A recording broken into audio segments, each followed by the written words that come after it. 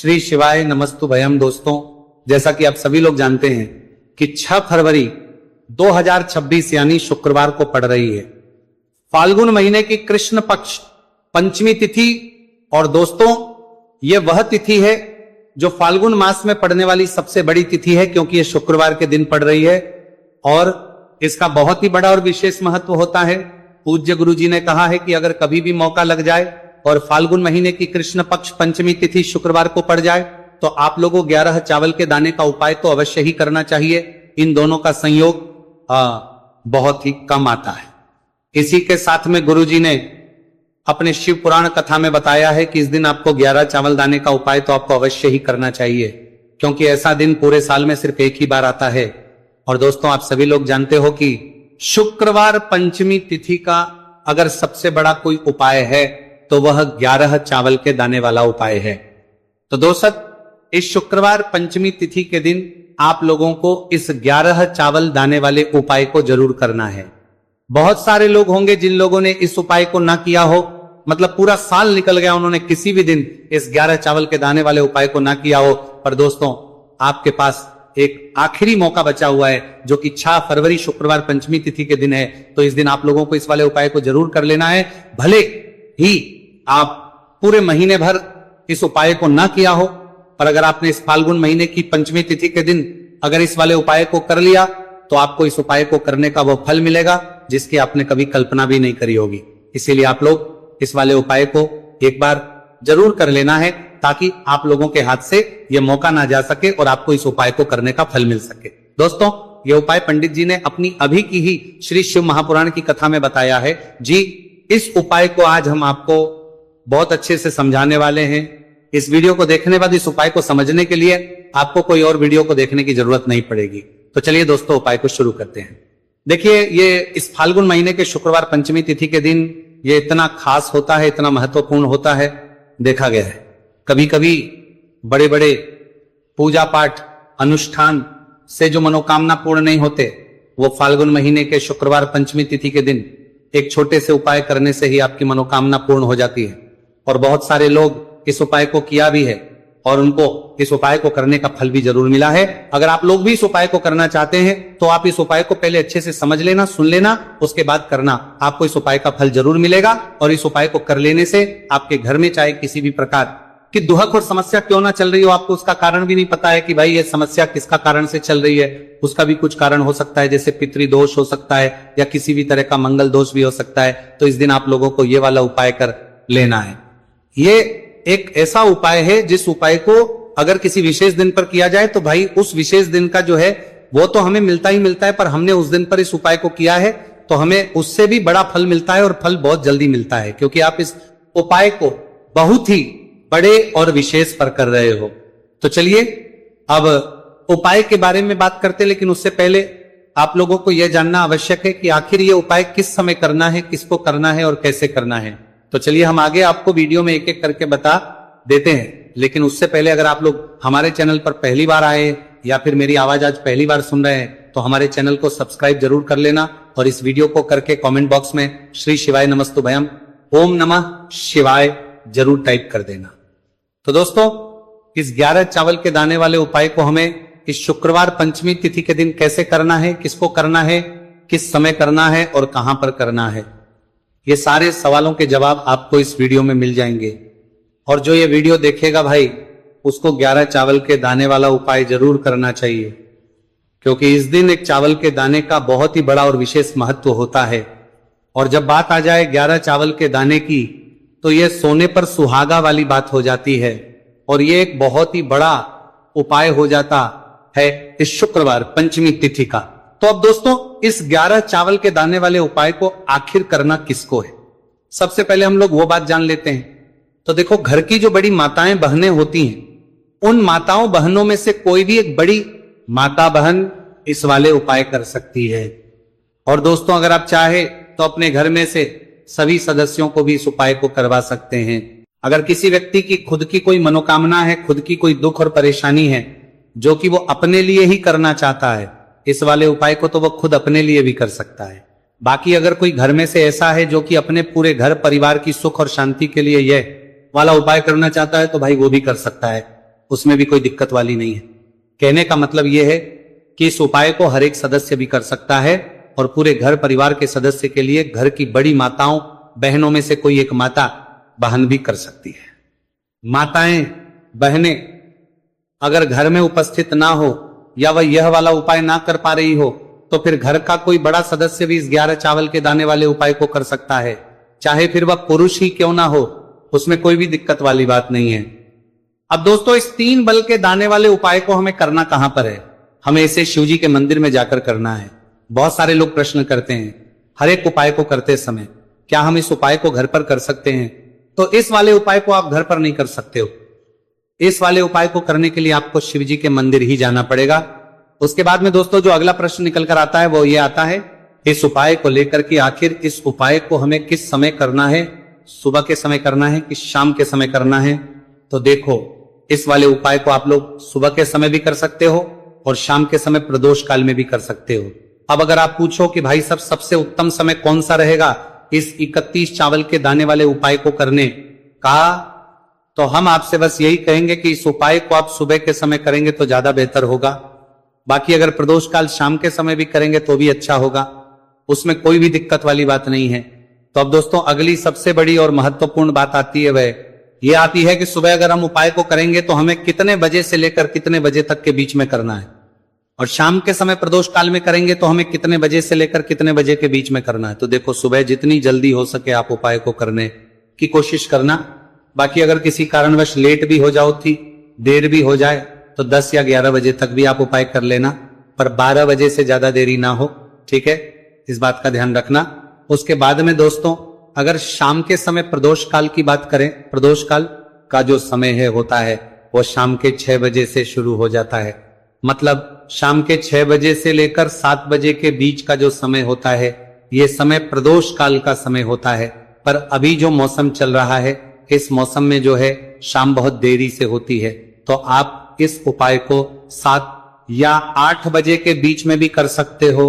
मतलब शाम के 6 बजे से 8 बजे के बीच में आप कभी भी इस वाले उपाय को कर सकते हो, उसमें कोई भी दिक्कत वाली बात नहीं है। अब दोस्तों यहां पर इस उपाय को लेकर एक और सबसे बड़ी बात यह निकल कर आती है कि इस 11 चावल के दानों को हमें लेना कहां से होता है, और हमें इस उपाय को करने के साथ में क्या और कुछ भी सामग्री ऐसी होती है जो शिव जी के मंदिर लेकर जानी पड़ रहती है। तो देखो यहां पर हम आपको बता दें, सबसे पहले आप लोग ये जान लो कि ये जो 3 चावल के दाने वाला उपाय है, सिर्फ और सिर्फ आप उपाय की सामग्री लेकर कभी भी शिव जी के मंदिर मत जाना, क्योंकि हमें भगवान के सामने यह नहीं दर्शा है कि अगर हम भगवान शिव जी के मंदिर आए हैं तो अपने फायदे के लिए आए हैं। तो इसलिए जो भी पूजन सामग्री है, उपाय सामग्री है 11 चावल के दाने, इसके साथ में आपको पूजन सामग्री भी जरूर लेकर जाना है। देखो अगर सुबह के समय उपाय कर रहे हो तो सीधी सी बात है 1 लोटा जल तो आप लेकर जाओगे ही जाओगे। वही 1 लोटा जल अगर मिट्टी का जल हो तो बहुत अच्छा रहेगा। मिट्टी का जल कैसे बना आता है इसके लिए हमने पहले से बहुत सारी वीडियोस बना दी है आपके पास। इस दिन एक आखिरी मौका रहेगा, आपका मुमन देखते हैं, वो तब तक मिट्टी का जल शिव जी पर चढ़ने का और उपाय को करने का बहुत बड़ा आपको इस दिन फल मिलेगा। तो इसीलिए इस दिन हो सके तो भाई मिट्टी का जल चढ़ाना तो अपने साथ में कम से कम 1 लोटा जल तो आपको लेकर जाना ही जाना है। अगर मिट्टी का जल नहीं है तो घर का जल भी आप इस्तेमाल कर सकते हो। इसके अलावा जो भी पूजन सामग्री है, देखो 11 के दाने ये अलग आपके रहेंगे और जो आपकी पूजन सामग्री रहेगी वो अलग रहेगी।